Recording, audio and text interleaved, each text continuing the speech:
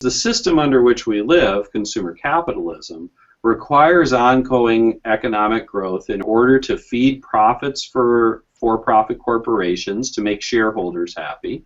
And the reason politicians want economic growth, in part, is because economic growth is what provides tax revenue for politicians to do the things that they want to do. It really is kind of this growth fetishism that is at the heart of consumer capitalism and corporate capitalism, and that really needs to be directly confronted. You can't have infinite growth in a world of finite resources, and no one can argue with that.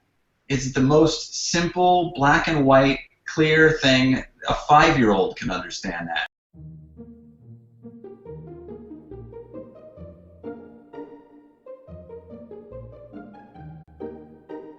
There certainly are plenty of youth who question the consumeristic mindset or who want to be sustainable.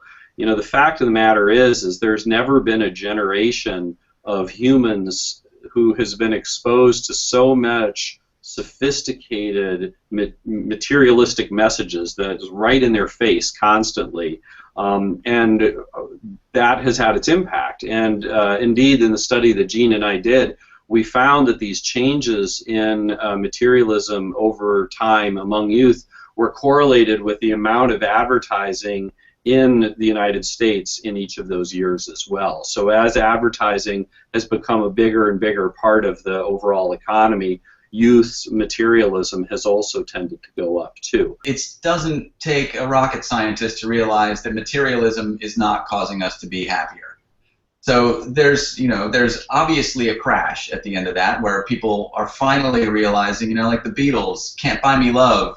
It takes a little while for people to finally come to that realization that the more stuff I buy, the more I consume, it's not related to how happy I am. It's probably inversely correlated to that. We did a study years ago where we compared voluntary simplifiers with mainstream Americans. And even though the mainstream Americans had higher incomes, the voluntary simplifiers were significantly more satisfied with their lives. They were having more pleasant emotions in their day-to-day lives and fewer unpleasant emotions, and they were living more sustainably. We have to be rebels. We've got to be seriously bucking a system that is broken. And there are many ways to do that, but it's not just about learning more. It's about going out there and doing little things, changing little things about the way you operate your life. So as we're obviously discussing here, one of those things is consumerism.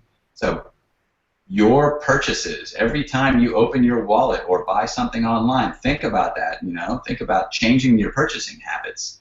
It's easy to make fun of, think global, act local. But both are really important. Both really are important. And I think here in the U.S., we've just witnessed two remarkable spreads with the legalization, decriminalization of marijuana, and then the same with regard to gay marriage, where the reason that happened was because of local action. It happened here, and then it was like, boom, and then all of a sudden it became national. And that's the way things can work sometimes. And I think it's good to keep that in mind as you do your work, that it matters that you're making your change in your little town or in your workplace or wherever it is, because that can filter its way up and have bigger implications. Now, that's not to absolve you from also trying to work at a bigger level, too, okay? It's a both and. It's a both and. When you're trying to make an institutional change, it takes persistence. It takes patience. It takes politeness when you don't always want to be polite, okay, in order to get someplace. And I think that's one of the things that's hardest about this sort of change is because we really are, as Jason was saying, we really are talking about something that's fundamentally revolutionary. To bring about the kinds of changes that we're talking about here would really shift the way that our economy works, that our society works, and that our politics works. And that's why there's so much resistance to it in a lot of respects. As you mentioned, the sharing economy, some of this is happening naturally, and I would just encourage young people to go out and embrace as much as they can different ways of doing things. You know, whether we like it or not, Uber is changing things. Airbnb is changing the way people operate to a sharing economy, which is great. But look at the massive uptake in community-supported agriculture. You know, you've got all these urban farms and people who are buying into them and getting a box of organic, fresh produce grown locally delivered to their doorstep every week. That's something that a true rebel is doing these days, deciding not to go to the grocery store and spend a couple $100 and instead support your local urban farm or, you know, your local organic agriculture.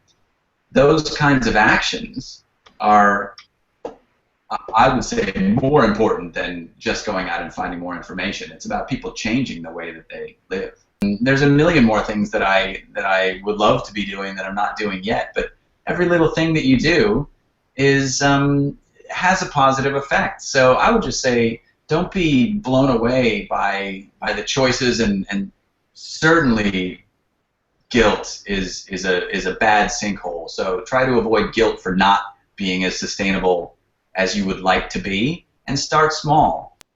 Don't feel guilty about the things that you can't do, but make a plan to get a little bit better every year. I think that's been sort of my approach, you know, is that every year I've tried to solidify the things, the changes that I made the year before, and then to do a couple more new things. I think if you try to wholesale make, you know, complete changes in your life, it's really difficult and it's not very personally sustainable. Whereas if you can kind of build year after year sort of a variety of different things that you're doing, I think that that can be very useful.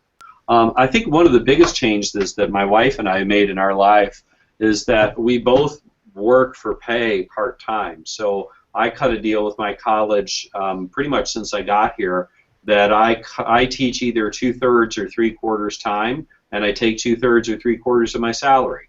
And that gives me the time to do more writing, to do more activism, to be at home with my kids more, and have time for myself, you know, which is important. You know, if I wanted to throw one thing out there for people to do today, go get a sprouting jar or a little sprouting kit and grow your own sprouts in your kitchen.